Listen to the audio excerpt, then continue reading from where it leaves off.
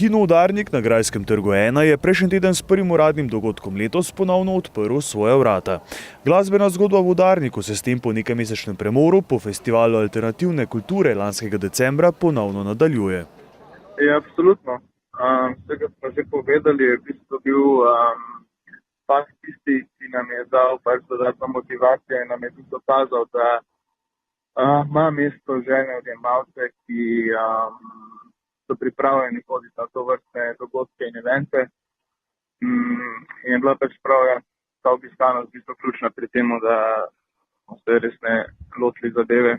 Udarnik bo svoja vrata odprl le za posamezne dogodke, večinoma glasbene, ki bodo napovedani za nekaj časa naprej. Ja, program je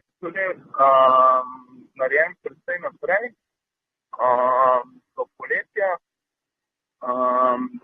Kar nekaj eventov je tudi že na Facebook strani, se da spremljati preko Facebook strani Kino Udarnik celotno dogajanje. Ob zagonu Mariborskega koloseja so mariborski mestni kinematografi počasi nehali predvajati filme. Ob kinih Union in Partizan je Udarnik vztrajal najdlje, a mu samo kot kino ni uspelo preživeti. Ja, naša velika želja je seveda tudi veljavka kino, kar je pa žal malo bolj komplicirano. Ampak se tudi aktivno pogovarjamo o tem in to je prva taka stvar po vsej verjetnosti med festivalom Borštnikovo srečanje. In bodo takrat se predvajali filmi študentov iz AGRFT-ja.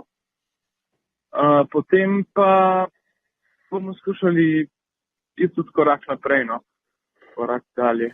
Jutri se sezona po prvem dogodku, ki je bil v Udarniku že v petek, začenja na veliko, s koncertom Laibach na dan boja proti okupatorju. Ja, organizacija je bilo kar zahtevna, tudi v primerjavi recimo s Fakom ali pa manjšimi bendi DJ-ji, ker so seveda tudi Laibach, bom rekel, kar bend svetovnega kova, in imajo tudi seveda svoje zahteve, jasno. In je treba seveda malo večje to priprave, zaradi tega malo bolj zahtevne. In tudi finančnega vidika je malo večji riziko. V Udarniku je letos težko pričakovati koncert, ki bo Laibach presegel. Kljub temu pa bo funkcija dogodkov za vhodom na Grajskem trgu 1 močno sooblikovala glasbeno dogajanje v Mariboru v letu 2018.